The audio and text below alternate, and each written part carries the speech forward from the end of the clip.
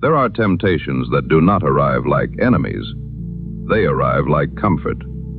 They sit beside you. They whisper to you. They ask for only a little attention, only a little compromise. And by the time a man understands what they have taken from him, he has already handed over more than he meant to give. That is the danger of lust. It destroys a man slowly. It pulls him away from his purpose without making noise. It teaches his mind to crave what is immediate and neglect what is meaningful. It trains him to seek relief instead of direction. And once that pattern settles into a man, he does not just lose time. He loses sharpness. He loses command over himself. He loses the inner posture required for discipline and for greatness. This is why so many men misunderstand the battle. They think lust is only a moral issue, only a private issue, only a small weakness that can be managed quietly behind closed doors without consequence.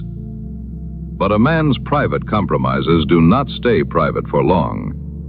They show up in his focus, in his energy, in his restlessness, in the way ordinary life starts to feel dull because his mind has been trained to chase stronger stimulation, in the way long-term goals begin to feel too slow, too silent, too demanding compared to the quick reward of giving in. And that is how purpose is stolen, by a repeated surrender to what feels good now, at the expense of what would make a man stronger later.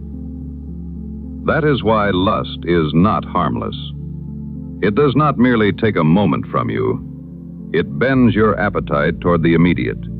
It conditions your mind to reach for the fast hit, the easy relief, the short pleasure that asks nothing of your character. And after enough repetition, the disciplined life can begin to feel flatter by comparison. Training feels harder. Work feels less rewarding. And eventually, a man begins to lose his taste for the things that actually build him. Even the greatest men have fallen to it. Men with vision, men with gifts, men who were kings. And they didn't fall because they lacked intelligence, nor because they lacked talent. Their downfall was because they entertained what they should have ran from. And that is the important lesson here. Lust is not the kind of enemy you defeat through willpower or strength. The only way to defeat lust is to flee from it. A man does not stand in a fire to prove he is disciplined. He steps out of it. He does not keep feeding the thing that keeps making him smaller and call that self-control. He removes the trigger. He changes the environment. And that is what many men do not understand. They keep placing themselves near temptation and calling the outcome unfortunate. They keep feeding the very pattern they claim they want to break. They keep standing in the same room, holding the same device, returning to the same conditions, then acting surprised when desire overwhelms intention. But desire grows where it is fed. And if a man is serious about his freedom, he must become serious about what he allows near his mind. For a man must guard his heart, for everything he does flows from it. This means you cannot build a meaningful life while repeatedly entertaining what is distracting you. It is not only about resisting desire. It is about deciding what kind of man stands before God when the room is quiet. Will you become a distracted and divided man, or will you become a man who has learned restraint, a man who understands that not everything that offers relief deserves entry into his life, a man who refuses to let desire become his master? Because if your hunger for what is immediate keeps outranking your devotion to what is eternal, then something in you must change. You must stop speaking about lust as if it is a harmless indulgence.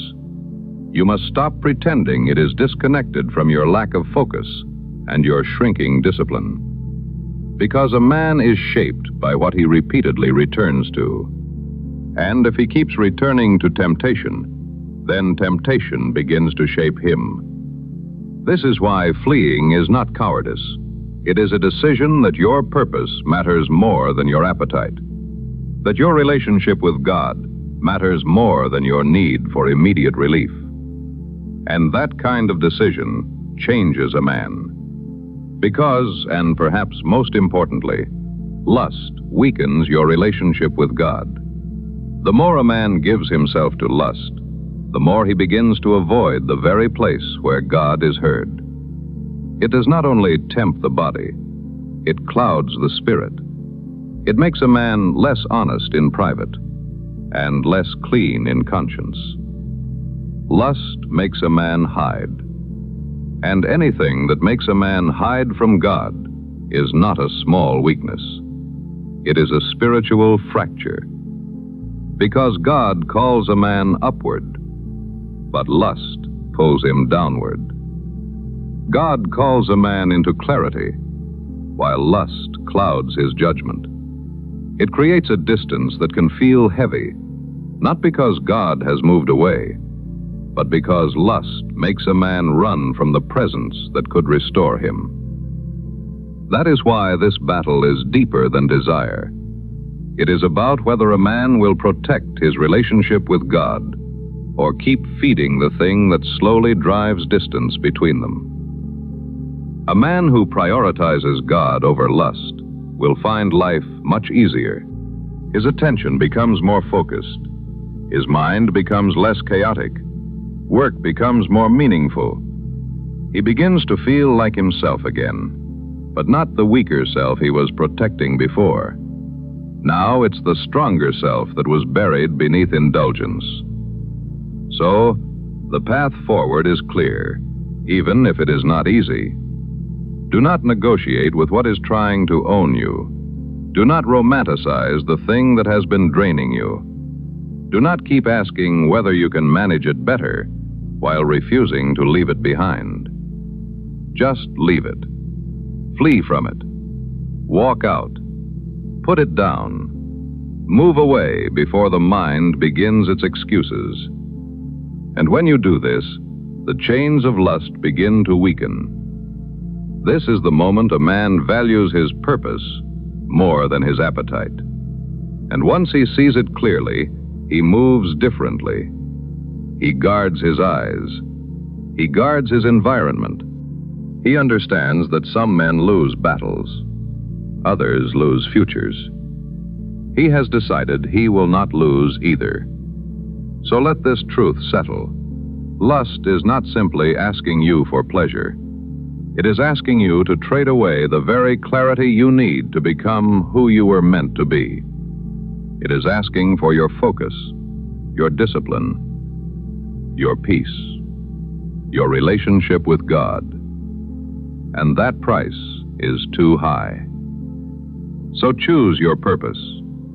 Choose self-command. Choose discipline. Choose the quiet strength of a man who no longer needs to stand near temptation to prove he has changed. Because some of the greatest men in the world have fallen to lust. And the man who intends to rise must learn the wisdom they forgot. Do not try to fight it. Flee. And don't look back.